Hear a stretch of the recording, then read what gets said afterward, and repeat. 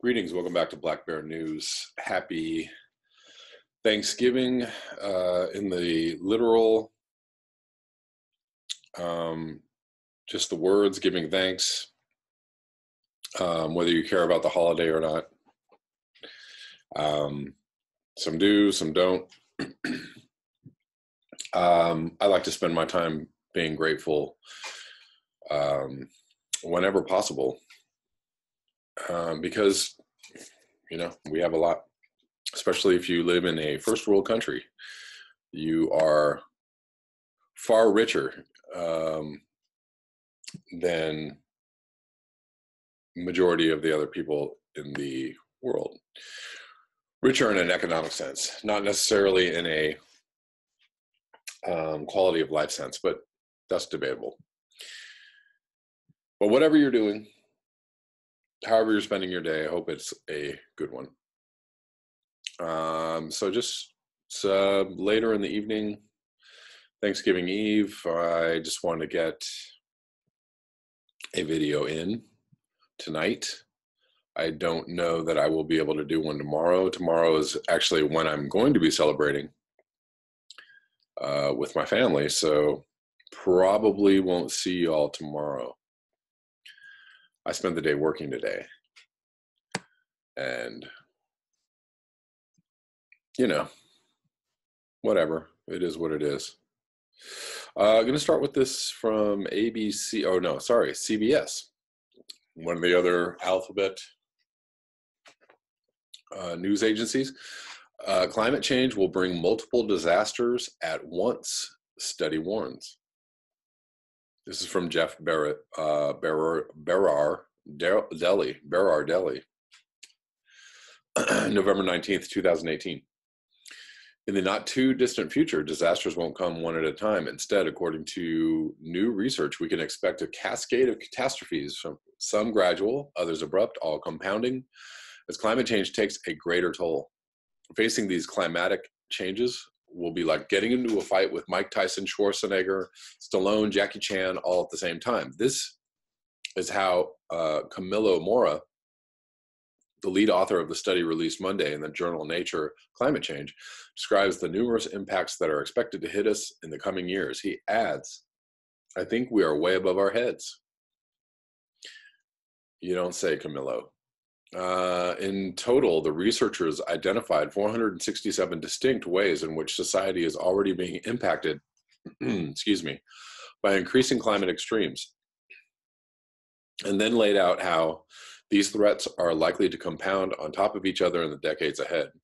If something isn't done to dramatically reduce greenhouse gas emissions, they say that instead of dealing with a single major hazard at a time, people worldwide could be forced to cope with 3 to 6 at once.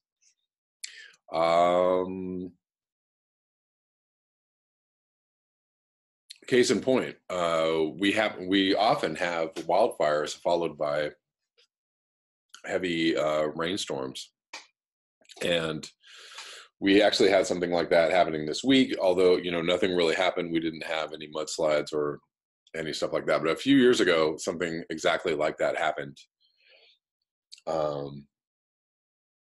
And that is impacting people, you know, people already reeling from one disaster, and to have to face yet another extreme weather situation is difficult. To reach that conclusion, the team of 23 scientists reviewed more than 3,000 peer-reviewed scientific papers. They examined the impact on human health, food supplies, water, the economy, infrastructure, security, multiple factors including rising temperatures, drought, heat waves, wildfires, precipitation, floods, powerful storms, sea level rise, and changes in land cover and ocean chemistry. The University of Hawaii at Manoa, where several of the scientists are based, called the work one of the most comprehensive assessments yet of how humanity is being impacted by the simultaneous occurrence of multiple climate hazards, strengthened by increasing greenhouse gas emissions.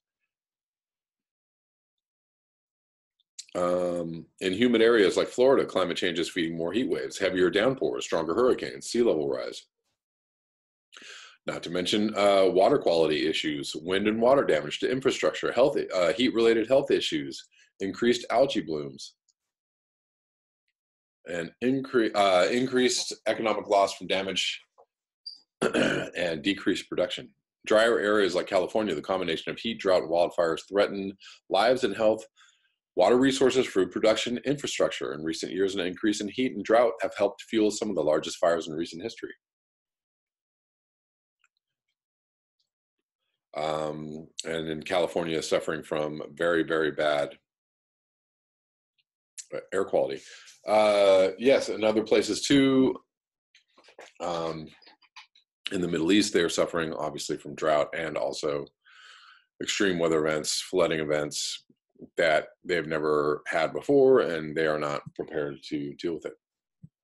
So I'm going to link that article below, and I'm going to move on to this one from Truthout. Climate change is the product of how capitalism values nature. And we could either say ding to that or no duh to that. Either way, that's what it is. This is from CJ Policronio.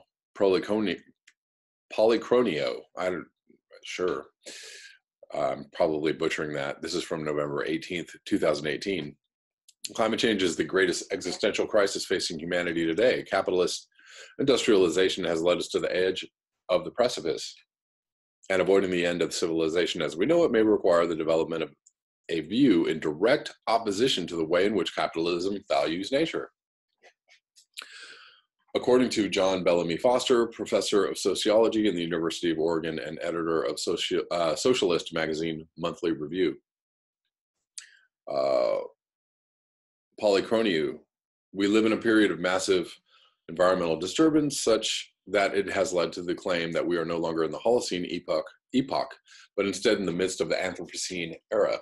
Assuming that this claim, popularized in the West by the atmospheric chemist and Nobel laureate Paul Crutzen, is scientifically correct, to what extent can economic growth itself be blamed for the catastrophic effect of human activities on the environment, including influencing the climate by burning fossil fuels, cutting down rainforest, and farming livestock? John Bellamy Foster says, it is worth noting that the Anthropocene concept originated in the early USSR. It first appeared in the English language in the translation of the Great Soviet Encyclopedia in the 1970s. This arose out of discussions of anthropogenic change and the biosphere pioneered in Soviet science, pointing to today's Earth system perspective and to our current, more developed notion of the Anthropocene. Now appears to be the consensus in natural science that the Anthropocene epoch in geological history commenced in the early 1950s, marked by a great acceleration of anthropogenic impacts on the Earth system. The 2018 special report of the IPCC released last month emphasizes the shift from the Holocene to the Anthropocene, as signifying that anthropogenic factors are now the leading sources of change in the Earth system, most notably in the form of climate change. Economic activity at present, as you note, relies heavily on burning fossil fuels, cutting down rainforests, and livestock farming, all of which lead to the emission of greenhouse gases that are accelerating climate change. Today's planetary ecological crisis is due first and foremost to the increasing scale of the capitalist world economy. The greater the scale of the economy, the more it rivals the fundamental biogeochemical cycles of the planet. All of this is connected to the nature and logic of capitalism, understood as a system directed at the accumulation of capital. Capitalism is a grow or die system. If accumulation declines, the result is economic crisis. The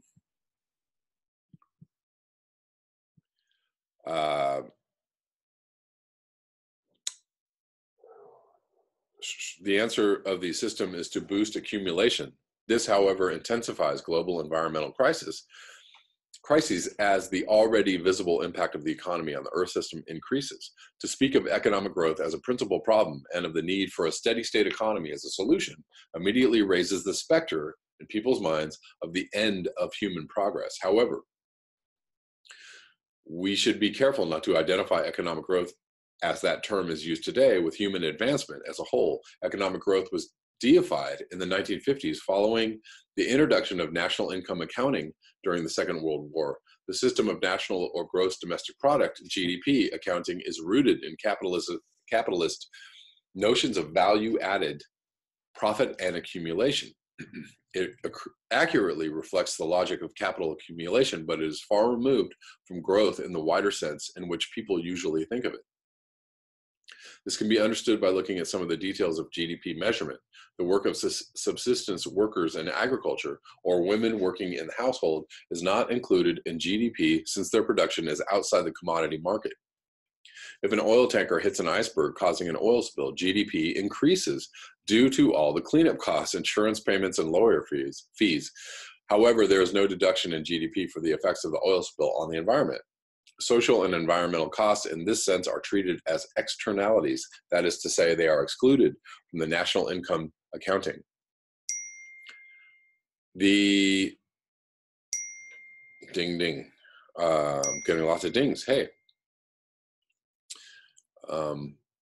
where am I? The growth of forests adds nothing to economic growth, but the cutting down of the same forests viewed as so many millions of board feet of standing timber for the sale on the market counts as growth. A war that kills millions drives up economic growth and leads to faster growth afterwards because of the need to replace capital destroyed. The lives lost in the war, however, count for nothing in economic growth terms. The problem here is not GDP accounting itself. Rather, this way of measuring growth accurately reflects how the capitalist system works. It conceives progress only in terms of the cash nexus, whatever passes through the market, as opposed to what benefits people or the planet. In the advanced capitalist economies, by far the greater part of production consists of wastes in terms of negative use values, that is, products that are unproductive, superfluous, and destructive, while the most basic human needs are often not met. This is rational for today's monopoly finance capital, but it is irrational for society as a whole. All of this means we have to move away from economic growth as it is understood in the current system and towards a society of sustainable human development.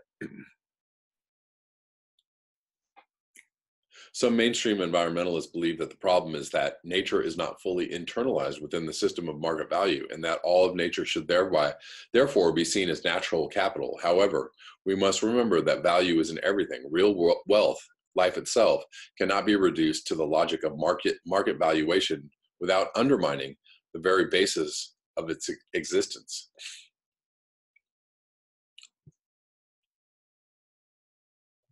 That's all I'm going to read of this article. I'm going to link this below. This is very interesting stuff indeed. It's, you know, an interview, interview form. So, indeed, yes, we have to redefine how we value things. And if we are actually going to work towards a steady state economy, or an economy that values nature, or an economy that doesn't value the destruction of nature, that is a vast undertaking, and we'll probably have to include the crashing of the system as we know it. If we stop valuing the things that we value and we start valuing the things that we don't value, if we even talk about not having growth be counted as something that we need to have happen all the time, it just means an end to how we think of the economy as it is. Maybe it doesn't mean crashing the economy. I don't know. Maybe we just issue fiat currency to everybody and make sure everybody has enough to live, or enough to eat, or enough to have a roof over their head, or enough to have healthcare. You know, maybe we just do that, because didn't Donald Trump at the beginning of his presidency say something about we could just print money if we need it, you know? And that's absolutely true. That's happened in the past, and it can happen again. We can just print money if we need it. It doesn't have to be tied to the, you know, the current Fed, you know, fiat currency, reserve currency system that we're using right now. So we absolutely don't need to have this system in place. We could print money for the things that we need, and we could just continue on. But, you know, try telling that to everybody who has a stake in the system at hand, and they would absolutely lose their minds. That's a guarantee. But obviously, this is an ongoing discussion, and a very important one, actually, I think, because that's one of the key pillars of trying to actually fight climate change in a very real sense, and not in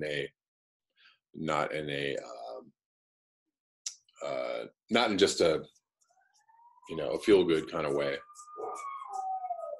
We actually have to completely retool our economy, our system, how it works, and that's going to have to happen incredibly fast if we're going to do something about this. That's all I have for you today. Thank you so much for your eyes, your ears. Sweet chorus of canines. How I love them so. Thank you so much for your eyes, your ears, and your conscience. If you would like to support this channel, you can do so at the links below. Until next time, peace.